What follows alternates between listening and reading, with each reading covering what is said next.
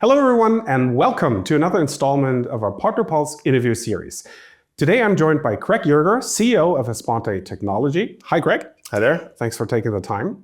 Asponte is one of Liferay's US partners, and we'll talk about Asponte's work with Liferay and explore what it takes to run successful digital experience programs at scale. Before I forget, congratulations on winning the North American Partner of the Year award. Thank you very much. Craig, well deserved. Craig, for people who may not know Asponte, tell us a little bit about the company, what kind of company you set out to build, and how did Liferay become part of that story? Sure. And I think to tell you the complete story, I'd have to go back to my background, which is after high school, I was a member of the 3rd Ranger Battalion in the United States Army. So in special operations, the motto of the Rangers is Su Asponte, which is where we took the company name from. And it's you finish the mission, whether you're the last person there to do that. So, historically with IBM, when I started the company, I'd been doing IBM services for a while. Been on a SWAT team going to service projects that were in trouble. And so I spent the last 5 years of my career fixing projects that were in trouble.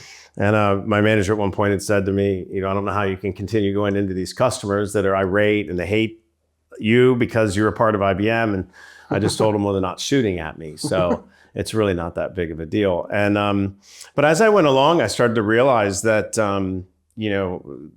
the foundational skills that the military provided me, along with the technical skills that I learned in school and through my upbringing in the IBM portal world, that I felt like I could deliver these projects, on par or better than.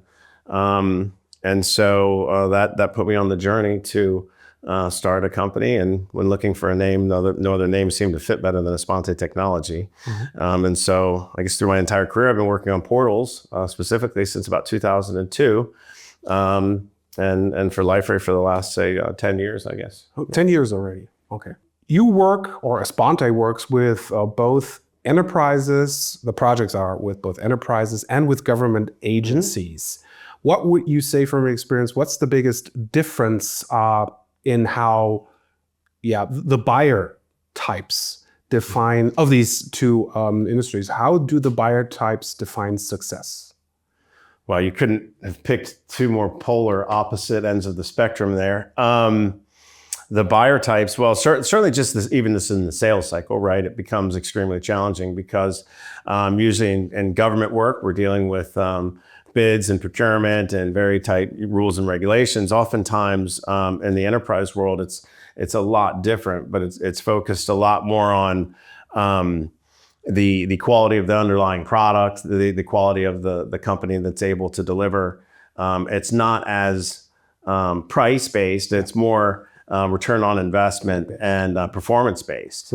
Those are kind of the two primary differences in the buyer type. Also, and on the technology side, the enterprise is going to push the technology much further than on the government side, generally speaking. Generally speaking. Government more conservative and waiting. They're in a conservative role. Their use cases are usually not nearly as cutting edge. They're just trying to automate or solve problems for paper sort of issues maybe that they've had. So honestly, I think in the government space, we're solving problems that are 5 years behind us. Whereas with the enterprise, we're often trying to think of issues that are coming up 5 years in front of us. Okay. And it's still like the getting rid of paper is still an issue? I mean, the paper may be a little bit of a long shot, but the bureaucratic process is tremendous. And they're very far behind the times in a lot of cases. Okay. Yeah. You do a lot of migration projects, and maybe some of them might look straightforward on paper, but you, I guess, usually encounter a few surprises. Asponte in particular has extensive experience in helping companies migrate from SharePoint to Liferay.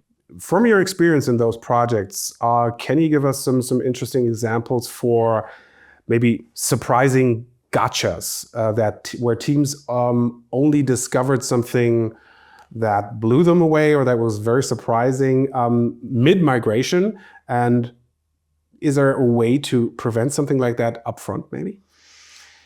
Every migration has its challenges, right? There's not a single one that will go by without some challenge, and anybody that tells you they do, I don't think they're telling the truth. But I think usually it's functionality that's uncovered midstream, right? And that's functionality that, and we migrate from a number of platforms, not just SharePoint, but we pretty much any CMS system into LifeRay. But with all of the common thread on gotchas is some piece of functionality that was missed during, the technical requirements workshops, wasn't well known by authors per se, or maybe they didn't even realize that was a feature or function that was custom that they should have shown us. Or it's something maybe that was built into a product that it did that nobody really, when we're doing those technical requirements, it wasn't picked up on, or wasn't emphasized by the customer that this was important. And then it's, we're in one of two scenarios, right, where we are having to recreate that functionality with some amount of custom code. Because maybe that doesn't match one-to-one, which things often don't match one-to-one. They don't, and we write the custom solutions to deal with that. And so it's really just the things that are uncovered midstream on a specific technical requirement. And the best way to mitigate those risks is to have really good technical requirement workshops, right? And not only do we do those upfront technical requirement workshops, we do them periodically throughout the project. As we start, because if you're giving me a foreign system, right, and your implementation of that, it's not necessarily a foreign system, but certainly your implementation is different than we're used to. As we go through that project and we learn more about yours, we identify things, right? And so as we slowly start to identify those things, we'll have another technical requirements workshop, right? It may not be as with the full breadth of the team that we initially did, but these checkpoints throughout the project to not only look at what we're delivering and what we're writing matches what they expect, but also we find other things. And sometimes those other things, though they were a gotcha and the customer really think they needed it, it may have been overburdensome anyway, and there's a better solution, right? And so, but that's always the case in any migration, whether you're migrating from SharePoint or HLDX or Adobe or any of these others, right? There's always a moment in the middle where some unknown piece of functionality appears, and we have to scramble a little bit to figure out how to solve that. Now, the great news with LifeRay is it's an incredibly flexible platform, and generally speaking, we can solve these problems without an issue. And only on rare occasions have we really had scope and or budget overrun because of that. Very interesting. No conversation about digital experience today would be complete if we didn't talk about AI. So the obligatory AI question. In your AI-related content and client work, I looked a little bit on your website and your blog. You often talk about reducing repetitive content effort and improving the scale. So basically, getting rid of, I don't know if you could call it a content treadmill, getting rid of that. Where do you see AI delivering the most value? What's your favorite points with AI, especially with regard to digital experience platforms? Well, I think, AI as it's coming into the LifeRay product, lots of products, search is probably the first place that AI is starting to show its worth, right? We're also, implementing it from the perspective of, Gen AI helping people accelerate what they do and how they do it. We're also seeing the implementation of AI using agentic, right? Where we're creating AI agents to interact with AI agents. So something like, onboarding of a human being, rather than just using, LLM or, language models, right? Now we have an agent working with the agents that's interacting with the end user. So the end user can now say, I need to onboard Joe Smith, and the agentic AI is going to go out and do all those onboardings for me, and it's going to learn, right? As I go through that process. So not only are we seeing it most relevantly and the initial big hitter, getting into search and things like that, allowing people to operate more efficiently in their environment. But then obviously with the Gen AI and being able to create content more quickly, more accurately. And then, now we're starting to see the dawn of sort of agentic AI systems where you now have AI managing the various AI functions of your job, and it is now making it easier for you and remembers your job functions. And rather than giving a lot of detail to onboard that first user, like I need to add them to this system, this, it remembers. And so now I can come in and just say, I need to onboard Joe Smith. Mm-hmm. And so it's making everybody's work a lot more efficient. I don't think it's not necessarily replacing people at this point, but what it is doing is making productivity far greater. Okay. Going back to the two industries, like what saying enterprises and government agencies is what you mostly work for. The obvious guess is that government agencies would be more skeptic towards AI. Is that something you would confirm?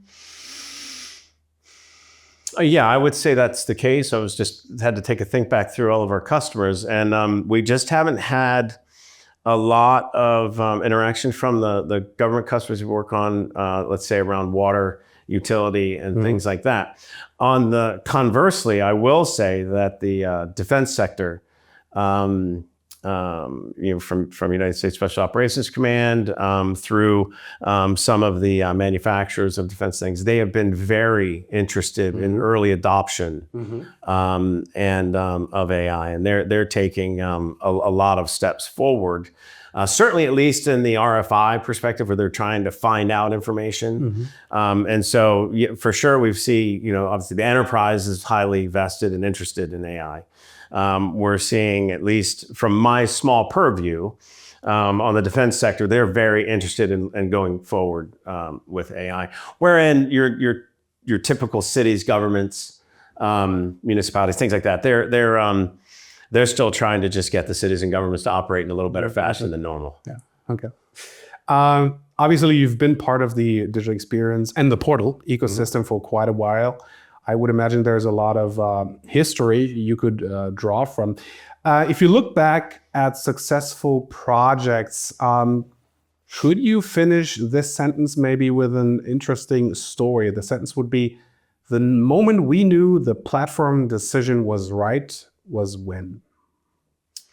I would say, generally speaking, there's different scenarios I give you, but the most common is when the content authors, they might have to go through their first painful class where they're cutting their teeth on some new technology, but when they come back wanting to learn more, they're starting to realize that their jobs just got easier, right? And so there's always that barrier to entry wherever you go, whenever you're introducing something that's new or different.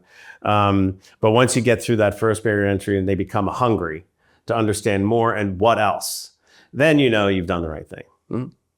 Greg, thank you very much for talking to me. It was very insightful, and I hope to talk to you again soon. Thank you. Great. Thank you. Bye.